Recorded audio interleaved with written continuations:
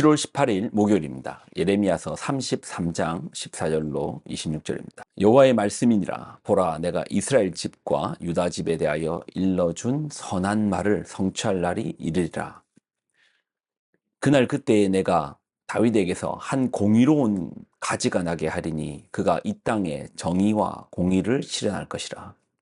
그날에 유다가 구원을 받겠고 예루살렘이 안전히 살 것이며 이 성은 여호와는 우리의 의라는 이름을 얻으리라. 여호와께서 이와 같이 말씀하시니라. 이스라엘 집의 왕위에 앉을 사람이 다윗에게서 영원히 끊어지지 아니할 것이며 내 앞에서 번제를 드리며 소제를 사르며 다른 제사를 항상 드릴 레위 사람 제사장들도 끊어지지 아니하리라 하시니라.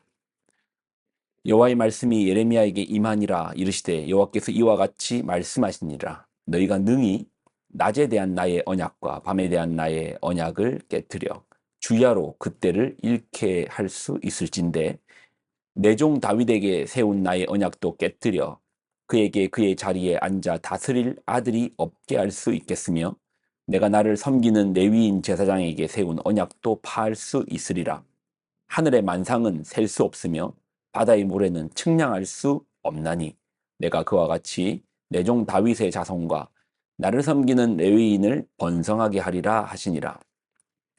여호와의 말씀이 예레미야에게 임하니라. 이르시되 이 백성이 말하기를 여호와께서 자기가 택하신 그들 중에 두 가게를 버리셨다 한 것을 내가 생각하지 아니하느냐. 그들이 내 백성을 멸시하여 자기들 앞에서 나라로 인정하지 아니하도다. 여호와께서 이와 같이 말씀하시니라. 내가 주야와 맺은 언약이 없다든지 천지의 법칙을 내가 정하지 아니하였다면 야곱과 내 종 다윗의 자손을 버리고 다시는 다윗의 자손 중에서 아브라함과 이삭과 야곱의 자손을 다스릴 자를 택하지 아니하리라. 내가 그 포로된 자들 돌아오게 하고 그를 불쌍히 여기리라. 아멘. 기도하겠습니다. 하나님 주신 말씀을 붙들고 나아갑니다. 말씀 속에 있는 생명력으로 우리로 살게 하여 주옵소서. 오늘 말씀으로 호흡하며 살게 하여 주옵소서. 영광을 드립니다. 예수님의 이름으로 기도드립나이다. 아멘.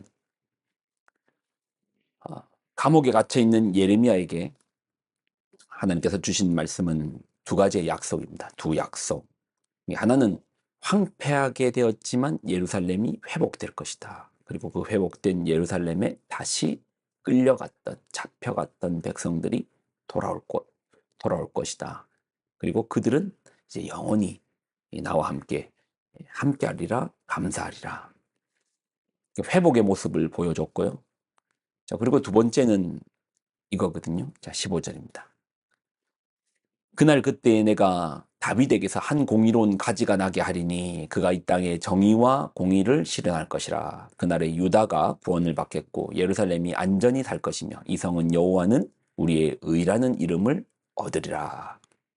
여호와께서 이와 같이 말씀하시니라. 이스라엘 집의 왕 위에 앉을 사람이 다윗에게서 영원히 끊어지지 아니할 것이며 내 앞에서 번제를 드리며 소제를 사르며 다른 제사를 항상 드릴 레위 사람 제사장들도 끊어지지 아니하리라 하시니라.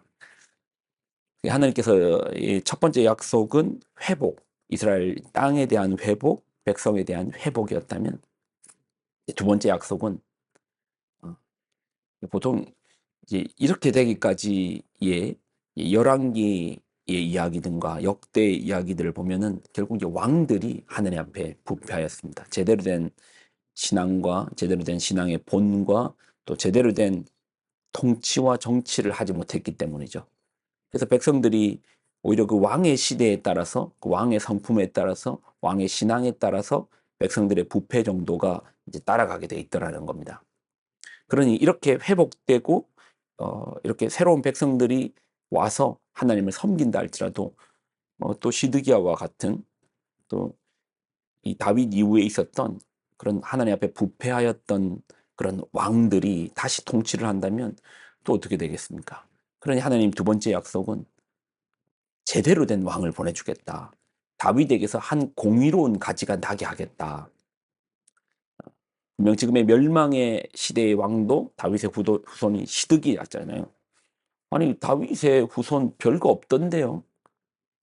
다윗 이후에 솔로몬부터 지금까지 얼마나 많은 왕들이 있었지만 별거 없던데요. 그들이 공의로운, 정의로운, 그리하여 백성들로 하여금 제대로 된 삶을 살게 못하던데요.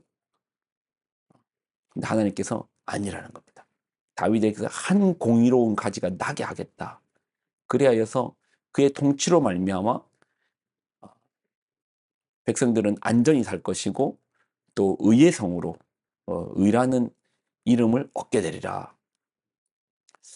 그러면은 도대체 그 왕은 누구라는 겁니까? 그리고 그 약속은 어떻게 성취된다는 겁니까? 자, 먼저 하나님 보여주시는 것은 그 약속은 결코 깨지지 않을 거라는 겁니다. 자, 20절로 21절을 보면 여호와께서 이와 같이 말씀하시니라. 너희가 능히 낮에 대한 나의 언약과 밤에 대한 나의 언약을 깨트려 주야로 그때를 잃게 할 수 있을진데 내 종 다윗에게 세운 나의 언약도 깨트려 그에게 그의 자리에 앉아 다스릴 아들이 없게 할 수 있겠으며 내가 나를 섬기는 레위인 제사장에게 세운 언약도 파할 수 있으리라. 이게 읽어도 어떨 때 보면 성경 구절이 분명히 문자적으로 읽는데도 무슨 의미인지 잘 모를 때 있죠. 그럴 땐 너무 고민할 필요 없습니다. 쉬운 버전을 읽어보면 됩니다.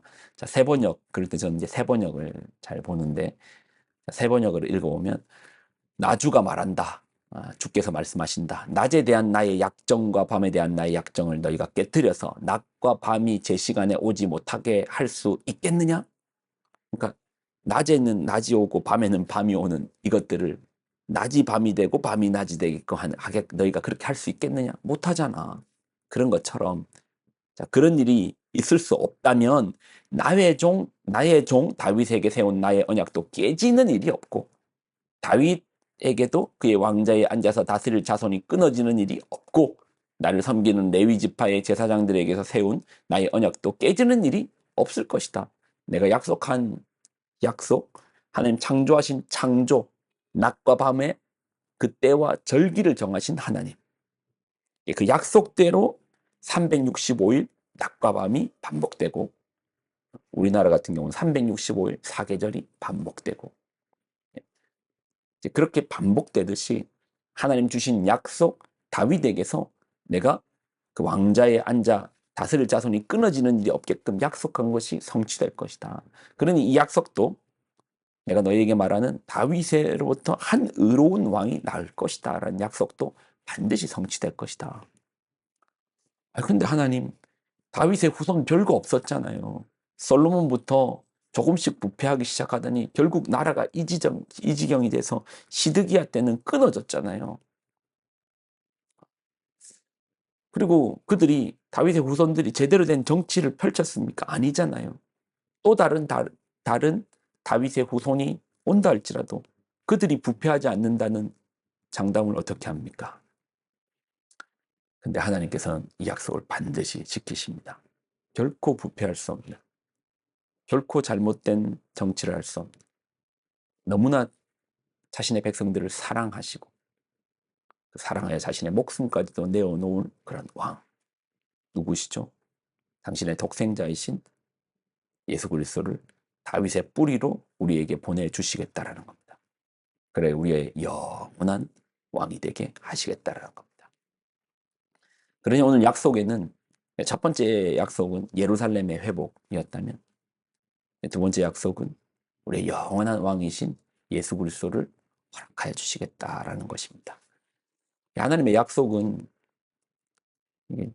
아브라함 시대 때부터 시작해서 쭉 이어오는 여러 약속이 있잖아요. 그렇지만 가장 큰 물줄기 두 개는 땅의 약속 그리고 자손의 약속입니다. 땅의 약속이 뭐라고 했죠?